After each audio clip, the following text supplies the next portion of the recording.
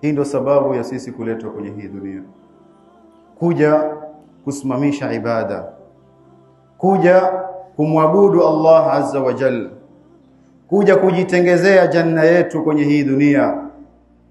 Wama khalaqtul jinna wal insa illa liya'budun. Hii ibada ambazo Mwenyezi Mungu amekuamrisha, muombe Allah azza wa jalla akuwezeshe kufanya hizo ibada kwa namna na kwa njia ambazo zinamridhisha yeye Allah azza wa jalla. Naam, binadamu anahitaji kumuomba Allah usaidizi katika ibada. Mtume sallallahu alaihi wasallam ameweka mafunzo wazi ya namna ibada inaweza kuwa ibada. Naam, sharti mbili zikipatikana inakuwa ni ibada, na Mwenyezi Mungu Subhanahu wa Ta'ala anaikubali hiyo ibada. Masharti gani hizo mbili? Naam, masharti mbili binadamu ikipatikana kwenye ibada zake, Allah Subhanahu wa Ta'ala anazikubali. Naam, al-ikhlas wal-mutabaa.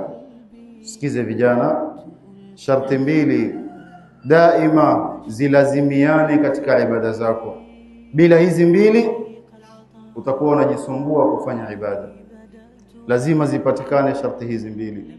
Al-ikhlas, jambo la kwanza, kwenye kila ibada zako mtakasie Mwenyezi Mungu Subhanahu wa Ta'ala. Fanya kwa ajili ya Allah azza wa jalla peke yake. Al-ikhlas. Jambo la pili, wal mutabaa. Nini mutabaa? Ni zile ibada unazozitekeleza yawe ni katika mafunzo ya Mtume sallallahu alaihi wasallam aliyokufunza. Zile ibada unazozifanya ziwe ni ibada ambazo amekuja nazo mtume wetu Muhammad sallallahu alaihi wasallam. Ukiulizwa kwa nini wafanya hivi, uweze kujibu kusema ni kwa sababu mtume sallallahu alaihi wasallama alikuwa anafanya, kwa sababu mtume sallallahu alaihi wasallam amenifunza.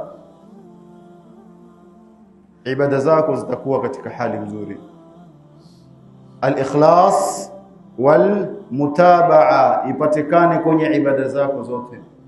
Usijikute unafanya ibada ukiulizwa, naam, useme wacha nikaconfirm, wacha nikahakikishe kama kweli hii imefanyika, ama nimesikia watu wanafanya na mimi nafanya.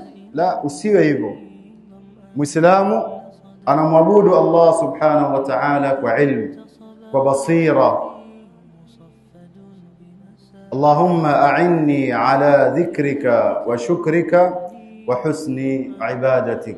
Jambo la mwisho ni binadamu kumuomba Allah Subhanahu wa Ta'ala usaidizi katika kutekeleza ibada zake vizuri alizomwamrisha.